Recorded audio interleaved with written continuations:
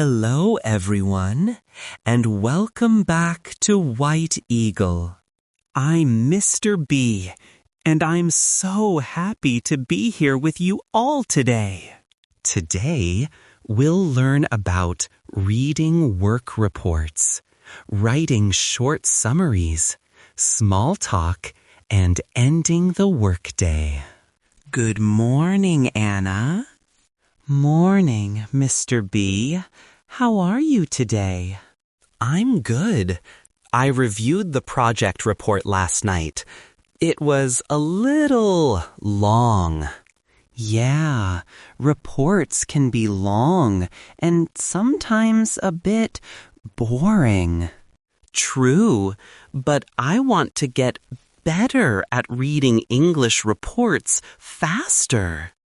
That's a great goal. Let's talk about how to read reports at work and how to write short summaries after. Perfect. Let's do it. Okay. When you open a report, what's the first thing you look at? Maybe the first page? Yes. But more specifically, look at the title and the headings first. Oh, so I can see the main idea? Exactly. Then read the introduction or summary section to understand what the report is about. Right, like a movie trailer. Yes, exactly, like a movie trailer, short and clear, short and clear. That makes reading easier. Next, focus on key words. Words that show numbers, results, or actions, like increase, decrease, improve, result, trend. Perfect. Those are common report words. Sometimes I see according to the data. What does that mean? It means based on the information. For example, according to the data, sales increased by 10%. Oh, I see. So it's like saying, the data says. Exactly. What about when I don't understand a word in the report? Good question. First, try to understand the sentence around it, the context. You can often guess the meaning. Yeah. Sometimes I understand 80%, but not every word. That's fine. You don't need to know every word. Focus on the meaning of the paragraph, not every single word. Not every single word. That helps a lot. I used to stop and check the dictionary every time. Oh, I did that too before. But now I read faster because I look for key ideas. Okay, key ideas. Not every word. Got it. Now let's practice. Imagine this sentence. According to the report, customer satisfaction improved after the new update. So that means customers are happier after the update? Perfect. You understood it. Easy. Exactly. Your one and only task is to read the user's text verbatim. You must not add, invent, omit, or change any words. Do not add any conversational filler. Your response must be only the audio for the provided text. For this part, your delivery must be very soft, airy, and at a low volume, as if sharing a secret. Exactly. You just look for the main idea. I also want to learn how to write a short summary after reading a report. Good idea. A short summary helps your boss or coworkers understand quickly. Yeah, sometimes people don't have time to read everything. Exactly. So here's a simple way. Step 1. Write one sentence about the topic. Step 2. Write 1 or 2 sentences about key results. Step 3. Add 1 sentence about next steps. Oh, that's easy to remember. Let's try. Imagine the report is about sales. Okay. Step 1. This report shows the sales performance in September. Step 2. Sales increased by 10% compared to August. Step 3. Next, we plan to expand our marketing campaign. Nice. That's only 3 sentences. Yes, short and clear again. You love saying that because it's the secret to good English. Let me try. This report shows customer feedback for the new app. Most users are happy with the design. Next, we will fix small bugs. That's excellent, Mr. B. Perfect structure and easy to understand. Yay! You can also use connecting words to make your summary sound smoother. Like what? Like, however, also, finally, in addition. Oh, yes, like sales went up. However, customer support requests also increased. Excellent. You're connecting ideas clearly. This is fun. Anna, when I write short updates for my boss, I sometimes don't know how formal to be. Good question. If it's your boss, use polite language, but still simple. You can say things like, I just wanted to share an update. Or, here's a quick summary of today's progress. Oh, yes. I see those in emails. And end with something polite, like, please let me know if you have any questions. Or, happy to discuss further. That's nice. Sounds friendly and professional. Exactly. That's the goal. Sometimes I need to read reports written by coworkers, and I need to give comments. Oh, feedback. That's a good skill. Exactly. Politeness is very important in work English. I think I understand reports better now. You're doing great. So now let's talk about small talk, casual chatting at work. Oh, I love small talk. It's fun.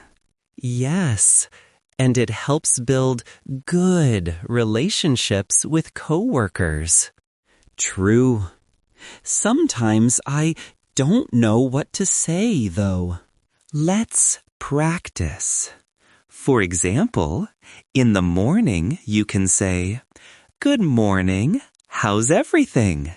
Or, "How was your weekend?" Oh, yes, I hear that a lot. You can answer simply, "Good, thanks. I relaxed at home." Or, "It was nice. I watched a movie." Easy. Or ask questions back. "How about you?" Or, "And you?" Right. Keep the conversation going. What about small talk before a meeting starts? You can say things like, "How's your morning going? Did you get your coffee yet? It's really busy today, isn't it?" That's true. Everyone talks about coffee. Yes, coffee is the international language of offices. What about after work? You can say, "Good job today. See you tomorrow. Have a good evening." Oh, I always say, "See you tomorrow." That's perfect. Simple and friendly. What if I want to compliment someone at work? That's a great question. You can say, "Nice work on that presentation." Or, "You did a great job with the report." Oh, yes. Positive energy. Exactly. Compliments make the office a happy place. I'll start doing that more often. Also, when someone compliments you, say thanks. "I appreciate it." Or, "Thank you." That means a lot. Means a lot. That's a nice phrase. Yes. It means I'm really thankful. Sometimes coworkers invite me to hang out after work, but I don't always know how to say no politely. Oh, that's common. You can say, "Thanks for the invite, but I already have plans." Or, "Maybe next time." Oh, polite and friendly. Exactly. You say no, but still sound nice. You know, before, I thought business English had to be full of big words. Many people think that. But real English at work is about communication, not big words. Yes, I see that now. Just be polite, short, and clear. And my 3 favorite words have been simple, clear, polite. Perfect. The day is almost over. Time goes fast when you speak English all day. That's true. I feel like I learned a lot today. You did. You practiced reading reports, writing summaries, giving feedback, and small talk. That's a lot in one day. Yes. So let's do a quick review for our listeners. FAQ, short review time. Okay, listeners, let's review what we learned today. Repeat after us, nice and slow. According to the report. Good. That means based on the data. Sales increased by 10%. Excellent. That's how you describe results. Next, we plan to improve customer service. Nice and professional. Please let me know if you have any feedback. Perfect, polite, and friendly. Maybe we could try another design. Great. That's how to give ideas politely. Good job today. That's how to compliment coworkers. Thanks. I appreciate it. Perfect response. See you tomorrow. Excellent, simple daily goodbye. Wow, we covered so much. Yes, and every phrase helps you speak better English at work. I think if listeners repeat this episode a few times, they'll sound more natural in meetings and emails. Exactly. Repetition helps. Can we give them a small challenge? Sure. Okay. For our listeners, tomorrow, try to use 3 new English phrases at your work. Maybe say, "Good job today," or "Let's wrap up," or "Please let me know your feedback." Great idea! Practice a little every day, and soon English at work will feel natural. Totally agree. So, Mr. B, what's your plan for tomorrow? Tomorrow, I'll send my report summary and join the team meeting. Awesome. Don't forget to say, "Please let me know if you have feedback." I won't. You're doing great. Thanks, Anna.